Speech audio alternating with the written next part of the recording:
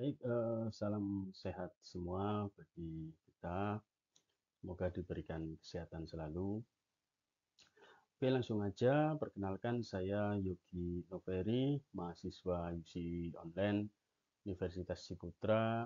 Kali ini saya akan mempresentasikan yaitu tugas sesi 14 dari mata kuliah Human Capital Management tentang topik tipe-tipe kepemimpinan dan tokoh terkenal.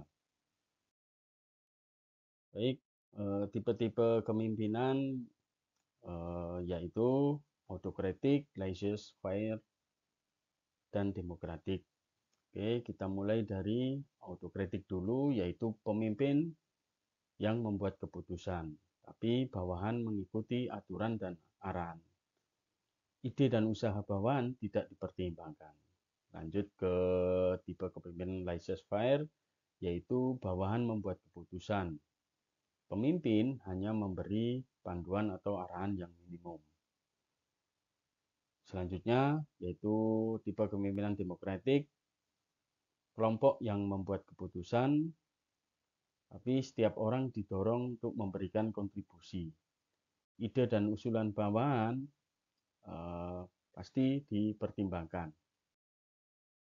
Baik, sesuai penjelasan dari tugas sesi 14 ini, yaitu tentang satu tipe kepemimpinan yang saya pilih dan tokoh terkenal, yaitu tipe kepemimpinan yang saya pilih autokratik leadership atau otoriter, dan tokoh terkenal yang saya pilih adalah Presiden kedua Indonesia, yaitu Presiden Soeharto.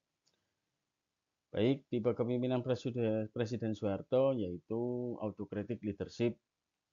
Jadi pemimpin yang mengambil keputusan tanpa melibatkan orang lain. Semua arahan datang dari pemimpin dan kontrol penuh ada di tangannya. Jadi selama beliau berkuasa selama 32 tahun, tipe kepemimpinan yang diambil beliau adalah autokratik leadership atau gaya otoriter. Baik, pendahuluan dari Presiden Soeharto, gaya pemimpinan selama 32 tahun berkuasa memberikan dampak yang signifikan bagi Indonesia.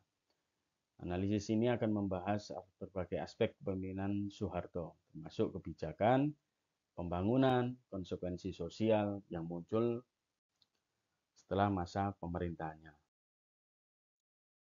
Tipe kepemimpinan yang otoriter. Soeharto menerapkan gaya kepemimpinan otoriter yang menekankan pada stabilitas dan kontrol. Meskipun berhasil menjaga keamanan, pendekatan ini mengabaikan hak asasi manusia dan kebebasan berpendapat.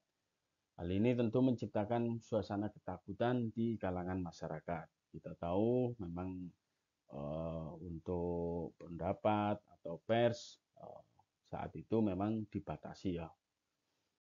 Baik, selanjutnya dari sisi pembangunan ekonomi, Indonesia memang mengalami pertumbuhan ekonomi yang sangat pesat melalui program yang beliau ciptakan, yaitu program Pelita Pembangunan 5 tahun yang sangat ambisius.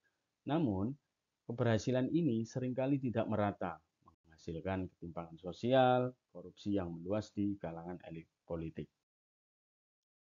Sekarang kita bahas dari sisi kebijakan sosial.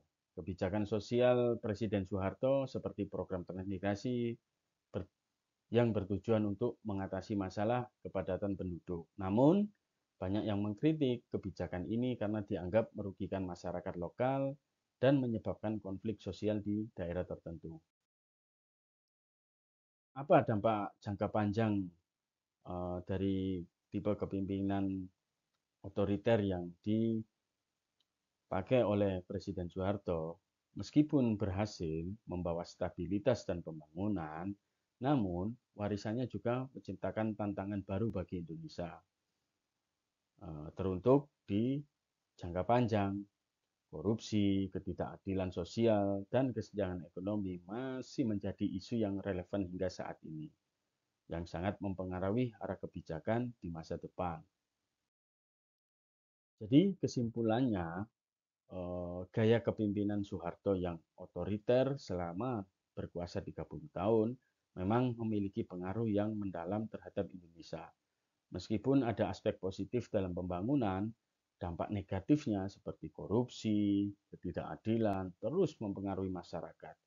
Penting bagi kita semua untuk belajar dari sejarah untuk membangun masa depan yang lebih baik. Baik, terima kasih. Itu tadi video presentasi saya untuk tugas sesi 14 mata kuliah Human Capital Management tentang topik tipe-tipe kepemimpinan dan tokoh terkenal.